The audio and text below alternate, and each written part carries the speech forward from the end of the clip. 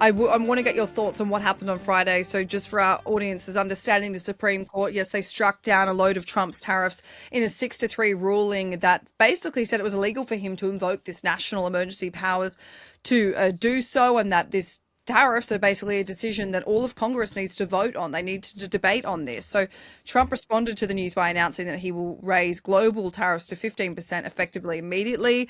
But I wonder, Scott, is this temporary? And I think I need you to run me through in layman's terms how the Supreme Court's decision affects the way Trump can use tariffs or use them as threats, and even whether companies, whether manufacturers or even consumers will be paid back. Yeah, let me get to a fundamental in terms of the problem with the Trump tariffs as they have been implemented, and then how this is compounded by the Supreme Court decision and response. The problem here is that you remember Trump's magic chart last April that made absolutely no sense. But what he was effectively saying is we're going to slap a different tariff on every single country, right? So you're talking about like dozens, scores of tariffs. That meant as you get into last week, so the UK's got a 10% tariff on goods. The EU's got a 15% tariff on goods. Some countries have got 20, 25%. India had 50%. Then Trump got scared the Indians are doing trade deals with the EU and with the UK. And so all of a sudden he says, okay, now it's 18%. So there's numbers all over the place.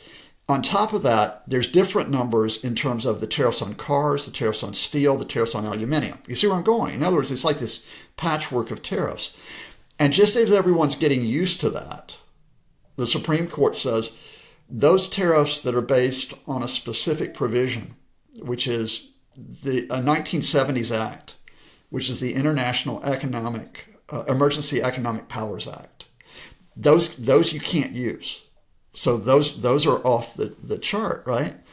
So now the Trump folks have got some tariffs that remain in place on national security grounds. I'll explain that in a minute. But a lot of them are gone. And the immediate effect that Trump comes in as he says, 10%.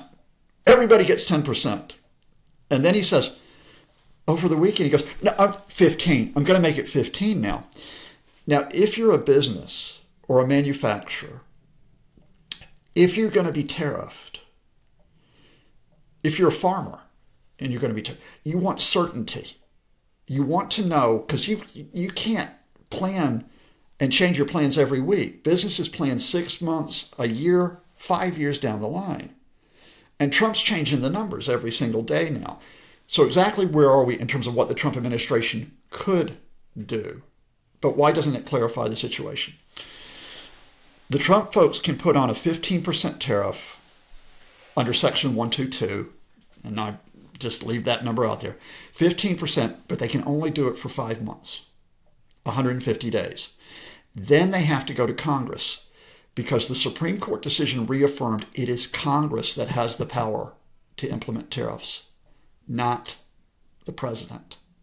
So if they're going to put on these tariffs at 15%, it can only be on a temporary basis. Follow me so far? Right? 15%. Now, how do they get additional tariffs in place? Say that they want to put tariffs on cars, they want to put tariffs on steel and so on. There's two other things they can do. There is what's called Section 232. Now, those tariffs are on national security grounds. And they've been used on the past to say, for example, we need steel for national security. Tariffs, right? We need to have an automotive sector, right? Tariffs. They could be used for pharmaceuticals, or at least the Trump folks have threatened them for pharmaceuticals. But the thing about the 232 tariffs is you have to go through and you have to get a formal finding that there is a threat to national security. You cannot implement them immediately. And that process to get the finding normally takes months, right? So they can only talk about potential tariffs under that. The third act they have is 301, Section 301. That's on the grounds of unfair trade practices. They could, again, say there's unfair trading, again, over steel, over other areas of manufacturing, over agriculture. But again, you have to get a formal finding that the country you're trying to tariff has been unfair. And you have to do it for every single country that you're going to sanction. That again takes months. So, in other words, they still haven't solved that patchwork of tariffs. And if anything, they've made it worse. So, I'll just tell you two effects that are happening right now. And then we can talk more next time if we get any clarity on this.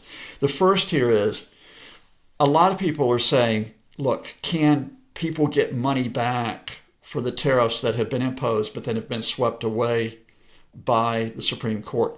Consumers can't get the money back, right? Although consumers bear the brunt of the tariffs, you just you can't have class action suits for millions of people to try to get the money back. Individual businesses could try to sue and get it back, but that's a very cumbersome process. So what has happened is that certain U.S. governors have said, we're going to bring lawsuits to get refunds on the tariffs. So states are going to sue the federal government, and then they'll give money to their constituents, right? We'll see how that plays out. Here's the immediate complication if you're in the UK.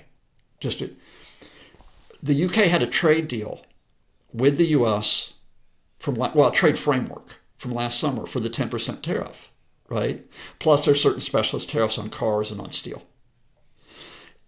Is the UK paying 10% now? Or is it paying 15%? Is the framework still in place or not? The EU had a framework with the US for 15%, but that framework hasn't been ratified by the EU Parliament. So is that still in place, or has it been suspended? Because I think the European Commission just came out and said basically a deal's a deal. We're not. Yeah, even though it hadn't been ratified. Yeah, I think that's the easiest one because because it's clarity. They know they've got 15 on the table, right? So if it's 15, they know exactly what they've got. The UK right now thought it had a trade advantage over Europe with the Americans. Remember the Brexit benefit? And they don't know if that's disappeared now, if that's off the table. If you look at stock markets today around the world, they're going to be dipping because they went up on Friday because they thought, right, the Supreme Court finally clarified this for us. And then they immediately started to drop Friday afternoon, and they'll drop again today because we simply don't know. So it's what you and I said last year. It's tariff chaos, and it's unpredictability, it's uncertainty. And to take it back to your broader question, if you've got unpredictability and uncertainty, how does Trump go to the polls in November and portray himself as being a safe pair of hands with the economy? Exactly, because at the end of the day, no one's voting. The majority of Americans don't vote on foreign policy. They don't vote on what's happening around the world. They vote on how much money they have in their pockets. But we've got to wrap there. Professor Scott Lucas, thank you so much for joining the Trump Report. Thank you, Maddie. Stay safe, stay sane.